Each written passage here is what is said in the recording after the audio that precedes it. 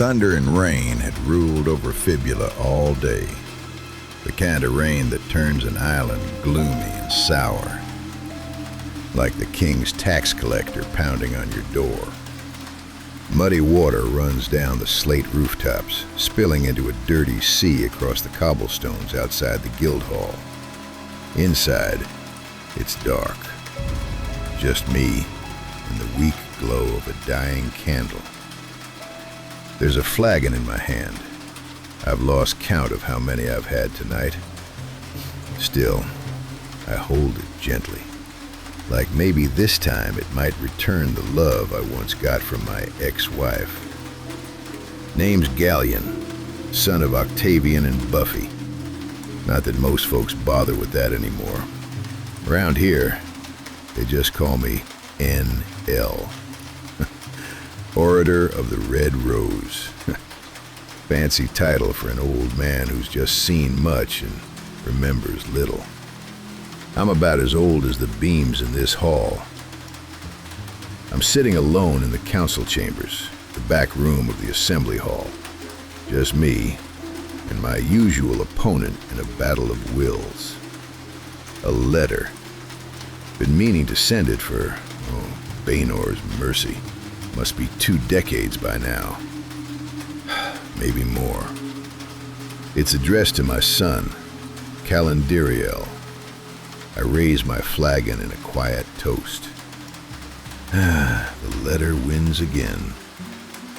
Then came the knock. 3 sharp raps against the oak door. Loud and hard they were. The kind of knock that assumes the door will open eventually. I won't bother, though. These old bones don't rush for anyone no more, least of all some stranger. I let it pound for a while, until it's too much of a bother. Finally, I call out, "Damn it, it's not locked. Just come in."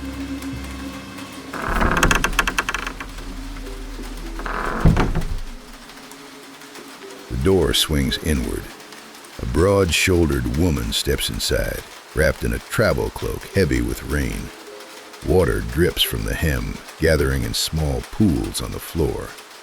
She pushes back the hood, revealing a face every Fibulan knows. Magistrate Dermot's wife. A woman so sour her glare is enough to kill. Over the years, folks have had a dozen names for her, none of them gentle. I take a slow sip from my flagon, studying her. She stands there like she owns the room. Used to getting her way, I wager. Well, to what do I owe the pleasure? She doesn't bother with politeness. "My husband, the Lord Oaf, is missing." I let that sit in the air a moment. Then I tilt my head. "You mean the Lord Magistrate?" "Who else? Like one oaf wasn't enough." Her face doesn't move an inch. A right battle axe through and through. "He left a fortnight ago. Hasn't come back." I sigh. "And what happened? Where did he go?" She hesitates just long enough for the rain to fill the silence. "To meet someone." Well, someone usually has a name. 2, as it were.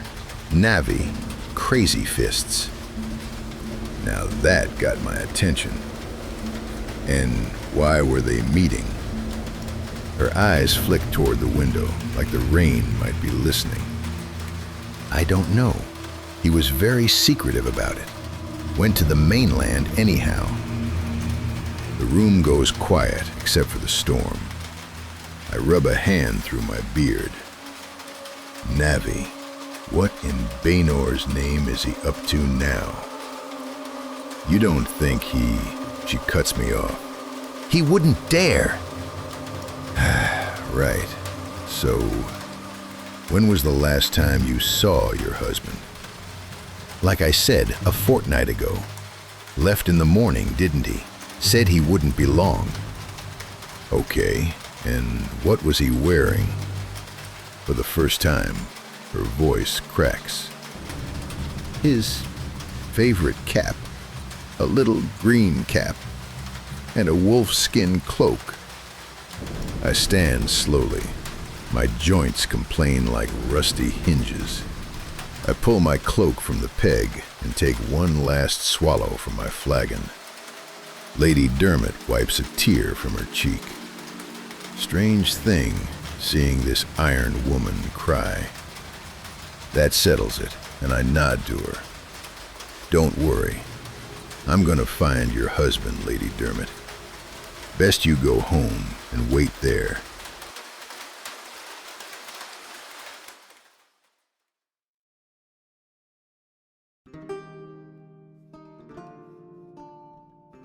The rain finally gives up by the time I reach Ties. Busy, loud, smells like piss, shit, and rotten corpses. Just the way a capital is supposed to, I guess. Navi's trail leads me to a crooked house in the lower swamp lane. Belongs to Damgrath, the gnome. Navi and him go back a ways. If anyone knows where Navi went, it's that little furball with legs. I step into the neighborhood and immediately regret it. Standing in the middle of the courtyard, bare-chested, glistening like a polished ham, is Theoden, swinging an exercise sword around like he's fighting tax collectors. Around him sits a half-dozen giggling maidens, watching the spectacle like it's a traveling theater. I groan. Banor, save me. Theoden notices me, grinning wide. NL! By the gods, look who crawled out of Fibula! I squint at him. Put a shirt on, man. The maidens giggle louder. Theoden tosses his golden curls in the wind, clearly enjoying the audience. What brings the great Nature's Lord to our humble corner? I'm looking for Damgrath. Is he here, or out being up to no good? Theoden cups his hands toward the doorway. Oi, Damgrath! Got a visitor! After a moment, out waddles a hunched little figure, bent back, long beard, eyes green as small emeralds. Damgrath the gnome. He peers up at me. Ho ho! Well now, if it ain't old Galleon himself. Pray, what trouble drags you to my doorstep? I get straight to it. Yeah, hi. I'm looking for Navi. Know what he's up to? The gnome's eyes narrow, and he folds his arms. Well, can't say I know nothing about that now, do I? Damgrath, come on. I really don't have time for this. It's a matter of life and death. He strokes his beard, thinking. Then he grins. The kind of grin that smells opportunity. Mayhaps my memory improves. If a certain leader of the Red Rose could arrange a small meeting between myself and the lovely Farendil. I stare at him. Seriously, you're blackmailing me for a date? Ho, blackmail is it? Oh, no. Let's call it, aha, diplomacy. Yes, indeed, diplomacy. He rubs his hands, sensing a deal well struck. But before I can answer, Theoden suddenly turns around. He is completely oblivious to his friend's leverage. Oh, Navi? Yeah, he was here. About, fortnight ago. Damgrath drags a hand down his face and groans. But it's too late. Theoden keeps talking. Came looking for help with some quest. Sounded shady if you ask me. Damgrath here turned him down, though. Something about having to sail all the way to Edron. Too far, he said. So, Navi left. Said he was heading back to Fibula. I frown. Edron. Why Edron? Theoden shrugs. I guess that's where Romelix is. Romelix. What does he have to do with any of this? Theoden shrugs. There was something about some jewelry, I think. Yes, that's it. Easy loot, he said. What? Romelix has jewelry? Since when? Theoden shrugs again. I don't know. Already distracted, he turns back to the maidens and flexes his arms. They swoon and giggle. I shake my head. Idiots. Okay, yeah, thanks guys. You've both been most helpful. Damgrath glares, and I pull my cloak tighter and head for the street. If Navi's trail leads to Edrin, then that's where I'm going. Because when Navi and Romelix work together, it usually means one thing: trouble. And it's my job to find the roots. Next stop, Edrin.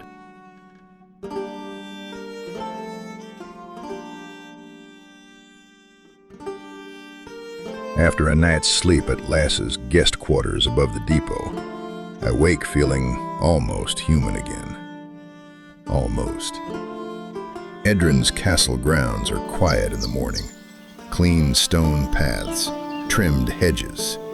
Compared to Thais, the city is a dream.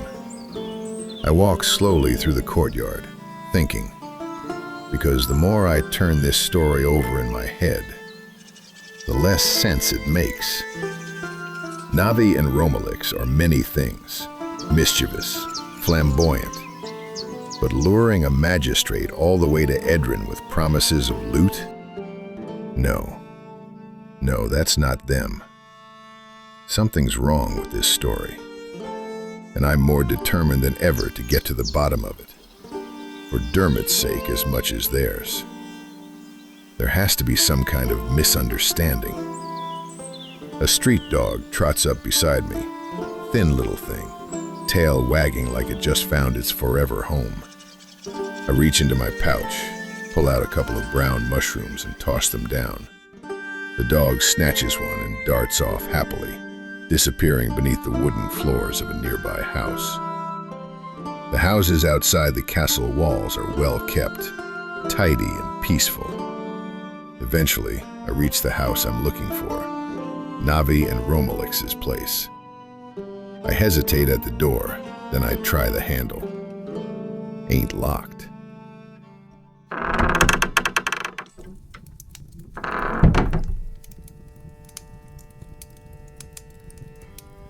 Inside, I stop.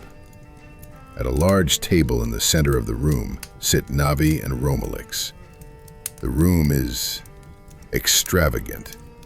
Lavish curtains, gold-embroidered pink cushions, paintings on every wall, images of muscled, half-naked men with soft doe eyes staring dreamily into the distance. I realize immediately, shit, I've interrupted something. The two of them sit turned away from each other, arms crossed, neither willing to look the other in the eye.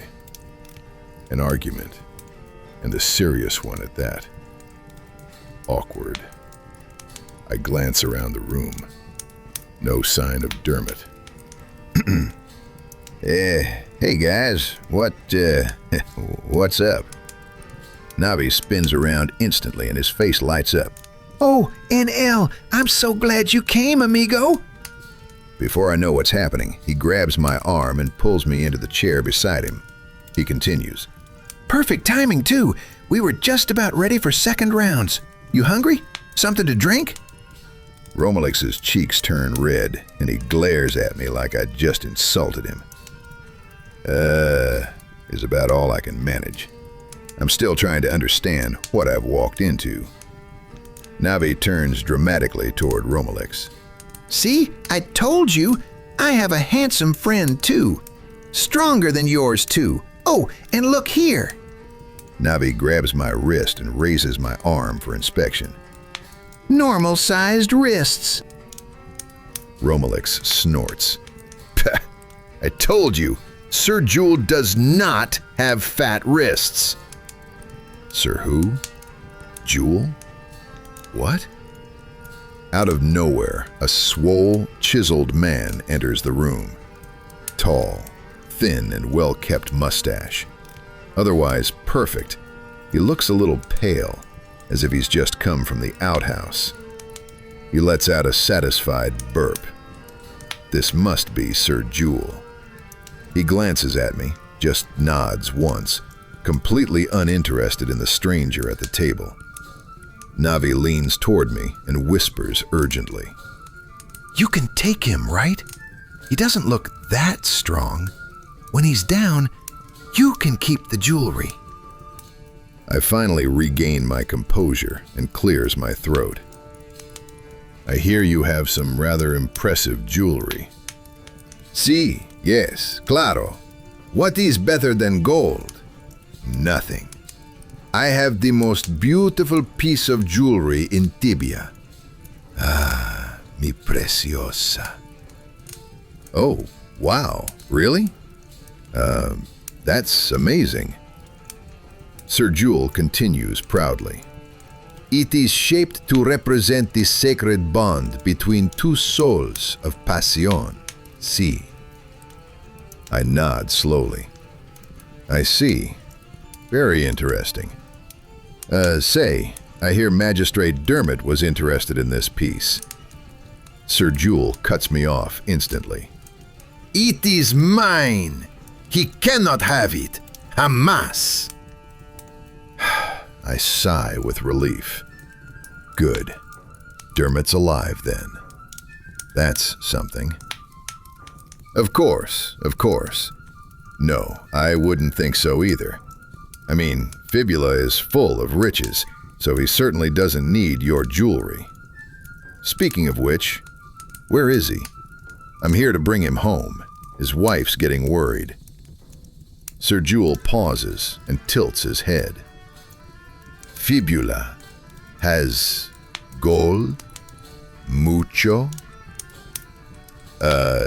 Yeah, no, or, I mean, why? We really don't need... My voice trails off when I see the expression spreading across Sir Jewel's face. A slow, hungry, evil grin. He rises from his chair and walks slowly toward me.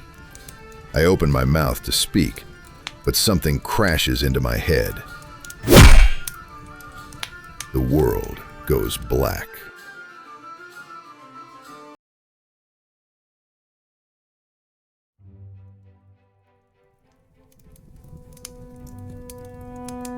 My eyes open slowly. The world is spinning. My head feels like the morning after a week-long drinking contest, the kind you lose in more ways than one. A familiar face leans over me. Dermot. He presses a wet towel to my forehead. Romelix, another towel, please. Romelix hands him one without looking away from Navi. What's going on? What happened? Navi beams from across the room.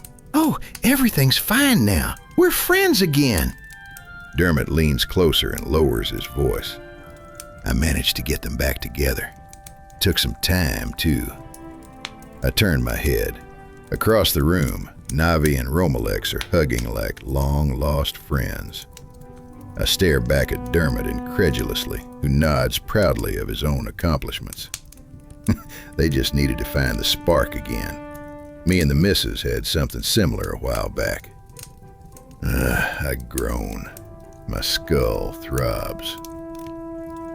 No, you idiot. What about Jewel? Dermot blinks, then he remembers. Oh, right. He turns toward the pair. Navi, about that jewelry. You promised it to me, remember? Navi freezes and turns slowly to Romelix. Romelix? I did promise him the jewelry. What do we do? Oh, Navi, I'm sorry, but I gave it to Jewel. Navi's cheeks turned bright red. What? You did? How could you? Dermot raises his hands like a schoolmaster. Now, guys. Remember what we talked about? You're friends now. Navi pauses, thinks about it. Oh, well. Oh, okay, very well. I guess that's true. He turns apologetically to Dermot. Sorry, Dermot, but I suppose you can just catch up with him. Ask for it back? I groan again. For Banor's sake, not the jewelry. Sir Jewel. Where did he go? Dermot suddenly straightens as the realization hits him. Oh no, he's going to raid Fibula. He's mad for gold. We have to stop him. Behind us, Navi and Romalex hug again, completely forgetting the rest of us exist. I slam a hand on the table. Guys, Fibula is in danger. Help me up, and let's go.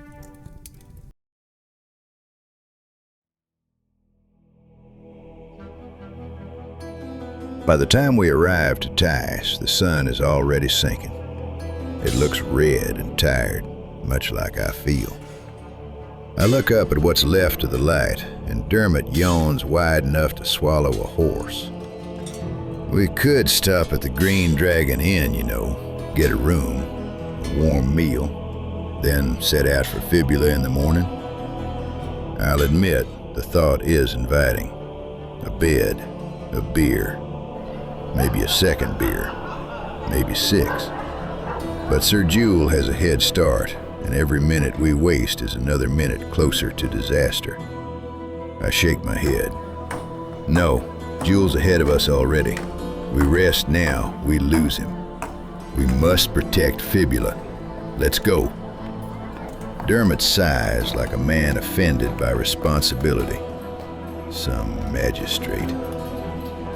We cut through a narrow alley on our way back toward the docks, and then, out of nowhere, a bare-chested man jogs past us, his golden curls bouncing, sweat gleaming in the evening light.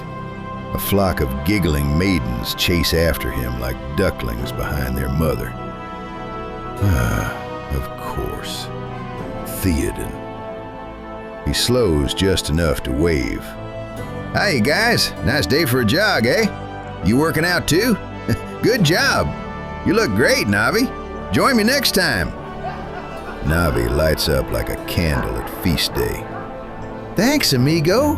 I'm glad someone is noticing.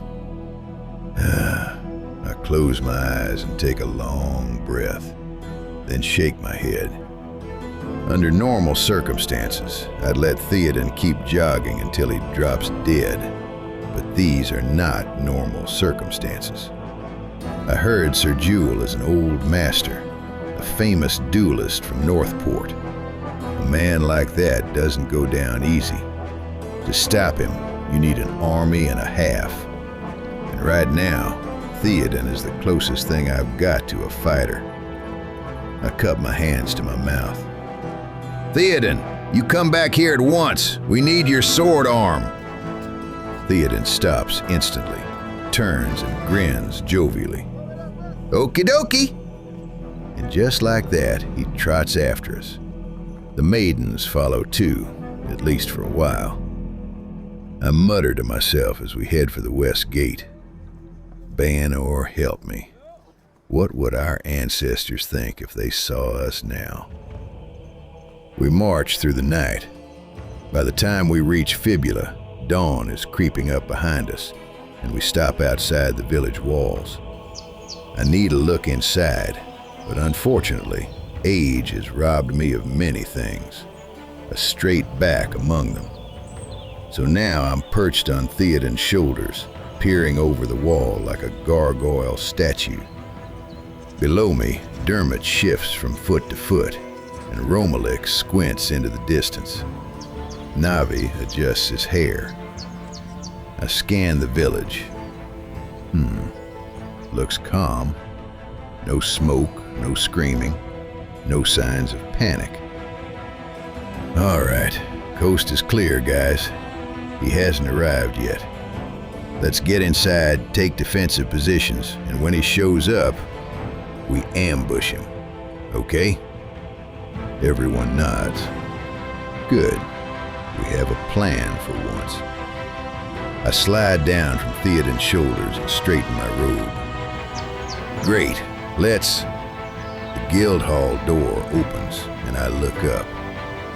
There he is, Sir Jewel, walking calmly into the square like he owns the place. And tucked under his arm, my rose shield.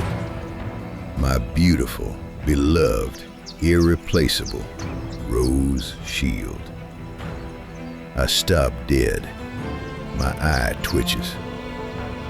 Banor's balls. Oh, hell no. Fuck that. I charge, straight across the square.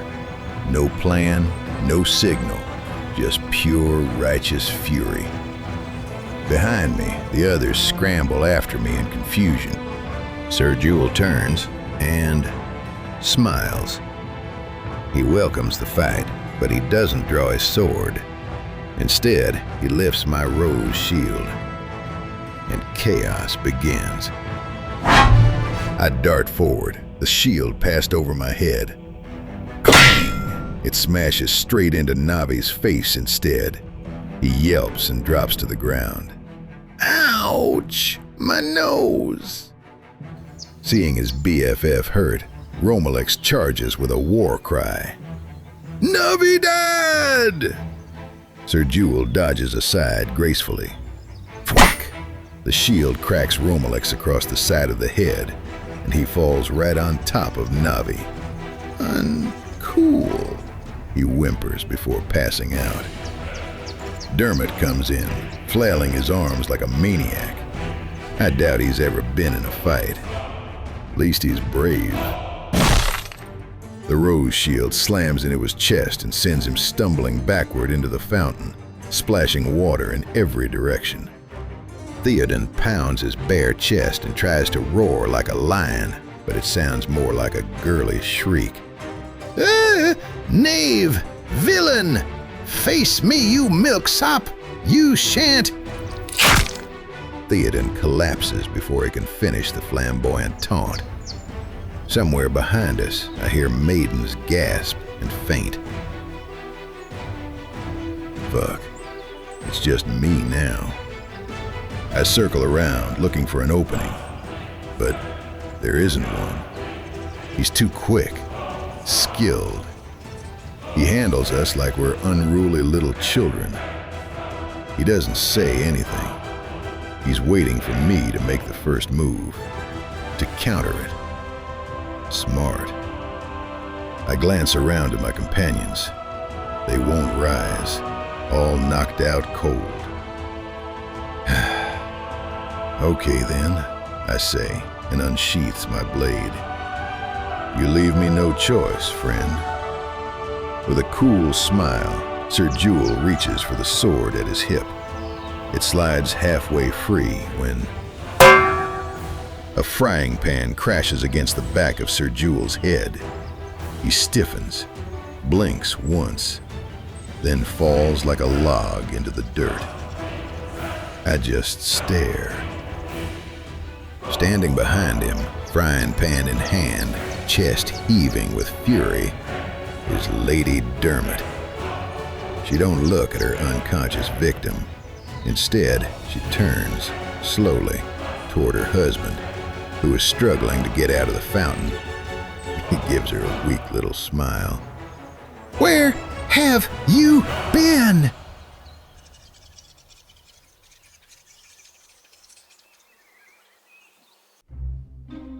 The dust settles. What a shit show. I walk over to Sir Jewel, still unconscious in the dirt, and pry my shield from his grasp. I hold it for a moment, run a hand over the rose engraving. Home again, little fella. I fasten it proudly on my back where it belongs. Nearby, Theoden is the only one not completely broken. He's rubbing his forehead, but otherwise looks cheerful. I grab his arm and help haul him to his feet. All right, man. You're the least injured of the lot. Take Navi and Romalix to the villa. Let them rest and heal. I'll talk to the magistrate and his wife inside the guild hall. Theoden nods eagerly. Okie dokie. He starts dragging the others away. Then I remember something. By the way, the jewelry. Once your brothers are taken care of, take the jewelry from Sir Jewel. Theoden tilts his head. Yeah, okay, sure. And what about him? Let him go? I think about that for a moment, then shrug.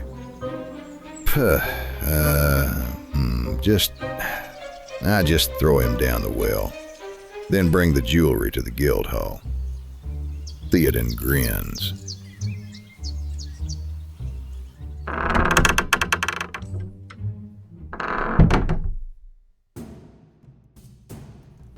As I thought, the story is a big misunderstanding. After a long talk with Dermot and his wife, the truth gets out. Apparently their anniversary is coming up, and Dermot, oaf that he is, wanted to surprise his wife with something special. Something grand, unforgettable. Then Navi came along with what he called the opportunity of a lifetime. Apparently all Dermot had to do was kick Sir Jewel's butt, so he'd have Romalix all to himself. I lean back in my chair and rub my temples. Just then, the door swings open, and Theoden steps inside with a wide, innocent smile on his face.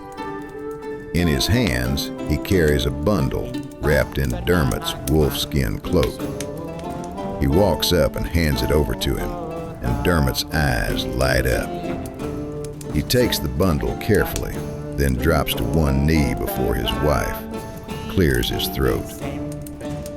Dearest wife, this exquisite jewelry is shaped to represent the sacred bond between two souls of passion. After all this time, this gift represents what I feel for you in my heart. Hard, ever throbbing. Clearly touched by this declaration of love, Lady Dermot takes the bundle and opens it reverently. Then her eyes widen. There's a long silence. Then her face turns a dangerous shade of red. She grabs the object and smashes Dermot across the head with it. He drops instantly. She turns and tosses the thing straight to Theoden, who catches it easily. We take one look at it and burst out laughing.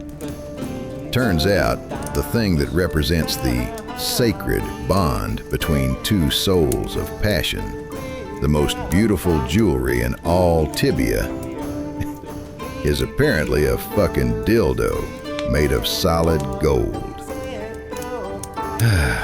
Gods preserve me.